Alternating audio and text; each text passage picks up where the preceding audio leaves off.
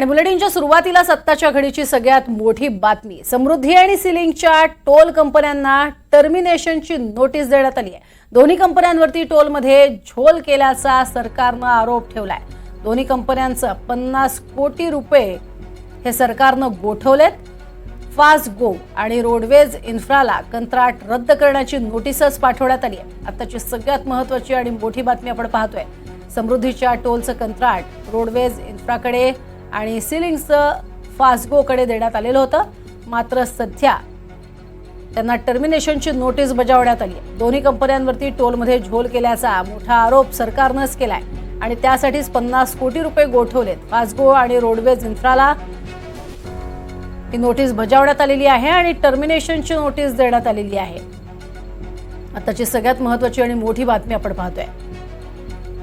अधिक माहिती घेऊयात, राहुल कुलकर्णी आपल्या सोबत आहेत। राहुल, काय अधिक माहिती या बातमी संदर्भात? म्हणाल तर तशी ही तांत्रिक आणि प्रशासकीय प्रक्रिया आहे, परंतु त्याच्याशी प्रवाशांचा खूप थेट संबंध आहे। म्हणजे समृद्धीबद्दल आपण असं म्हणू की 69 नोटिसा समृद्धीवरती इश्यू झाल्या या दोन कंपन्यांना, आणि त्याचं स्वरूप काय?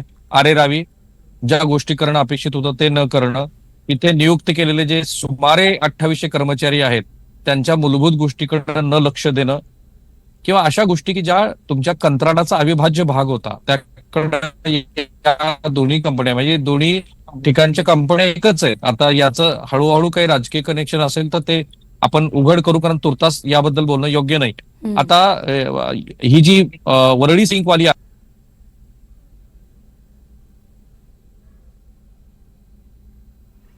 आपण बघतोय की कशा पद्धतीने आरोप ठेवण्यात आले। टोल कर्मचाऱ्यांचे प्रवाशांसोबत उद्धट वर्तन हा आरोप ठेवण्यात आलेला आहे। तसंच कर्मचारी टोल नाक्यावरती झोपायचे हा सुद्धा एक आरोप ठेवण्यात आलाय। या सगळ्या तक्रारी दाखल झाल्या होत्या। प्रवाशांना माहिती देण्यास टाळाटाळ केली जायची असा देखील आरोप आहे। तर समृद्धी महामार्गाच्या टोलमध्ये हा झोल केलेला आहे आणि म्हणूनच कंपन्यांचं कंत्राट रद्द करण्याची नोटीस काढण्यात आलेली आहे। फास्टगो आणि रोडवेज इन्फ्राला हे कंत्राट रद्द करत असल्याचं सांगण्यात आलेलं आहे। त्याची कागदपत्र समोर आलेली आहेत।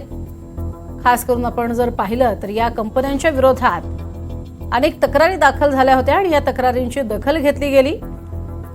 ही दखल घेतल्यानंतर सरकारनं मात्र मोठा निर्णय घेतलेला आहे आणि roadways solution India infra private लिमिटेडला ही नोटीस देण्यात आली आणि 50 कोटी त्यांचे गोठवलेले आहेत। आताची सगळ्यात महत्त्वाची आणि मोठी बातमी आपण बघतोय। सर्वसामान्य प्रवाशांकडून आलेल्या अनेक तक्रारी आणि त्याचबरोबरीनं कंपन्यांनी अनेक महत्त्वाची कामं न करणं, झोल करणं, या सगळ्या बाबी लक्षात घेत सरकारनं एक मोठं पाऊल उचललंय आणि यात दोन्ही कंपन्यांचे 50 कोटी गोठवलेत आणि त्यांचे कंत्राटच रद्द करण्यात आलंय।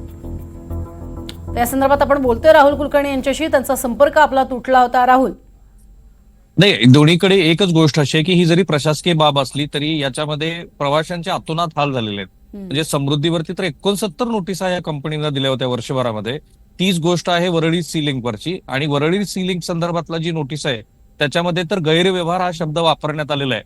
म्हणजे एका अर्थाने ही प्रवाशांची, आता त्याचं स्वरूप काय आहे, ते किती मोठं होतं हे माहित नाही। 16 तारखेला रस्ते विकास महामंडळानं या दोन्ही ठिकाणचा टोल करार या कंपन्यांचा रद्द करण्यासंदर्भात नोटीस इश्यू केली। समृद्धीवरती 26 ठिकाणी हे टोल कलेक्शन सुरू आहे आणि वरळी सिलिंग वरती सुद्धा अशाच पद्धतीने टोल कलेक्शन सुरू असताना अनेक गोष्टी अशा होत्या की ज्या वारंवार नोटिसा देऊन सुद्धा याचं कुठंच पालन होत नव्हतं, आणि म्हणून शेवटी 16 तारखेला ही नोटीस बजावली आणि पुढं रस्ते विकास महामंडळ एवढंच करून थांबलं नाही तर स्वतःच कोर्टात गेलं आणि त्यांनी कॅव्हेट दाखल केली की न्यायालयाला असं म्हटलं की जर या कंपन्या आमच्या विरोधामध्ये जर तुमच्याकडे आल्या तर तुम्ही यांना सूट देऊ नका, आमचं म्हणणं ऐकल्याशिवाय पुढे काहीच करू नका। 31 तारीख आहे यांना जी 14 दिवसाची मुदत दिलेली आहे त्याची संपायला, आणि ती संपण्याच्या आतच वेगवेगळ्या माध्यमामध्ये जाहिराती सुद्धा फ्लोट झालेल्या आहेत की नवे टेंडर काढलं गेलं आहे या रस्ते विकास महामंडळाचं, की ज्याच्यातनं समृद्धीसाठी पुन्हा एक नवीन कंपनी आणि सिलिंग साठी सुद्धा नवीन कंपनी येईल। जर याचा सगळा प्रज्ञा आपण गोषवारा जर बघितला, पण गोष्ट आहे समृद्धीवरती इतके अपघात झाले तर ते अपघात होऊ नये यासाठी कुठली टू व्हीलर येऊ नये, कुठलं जनावर तिथे येऊ नये, किंवा अशा कुठल्याही गोष्टी येऊ नये की ज्यामुळे अपघात होईल हे बघण्याचं काम हे होतं। पण असं दिसतं आहे की या कंपनीने त्याची पूर्तताच केली नाही, आणि एक प्रकारे हा फौजदारी संहितेचाच गुन्हा आहे की जर मधल्या काळामध्ये जर अपघात झाले असतील तर या कंपनीची ती जबाबदारी आहे का?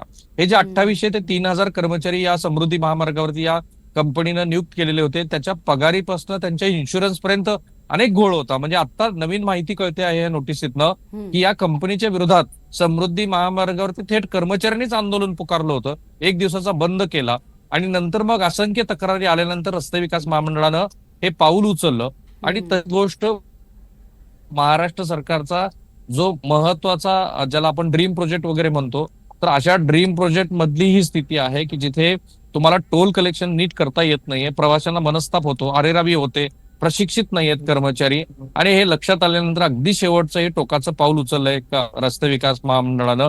याच्यामध्ये नक्कीच. काही राजकीय मंडळींचा निश्चित सहभाग आहे की ज्यांचे काही भाग या कंपन्यामध्ये आहेत असं म्हणतात.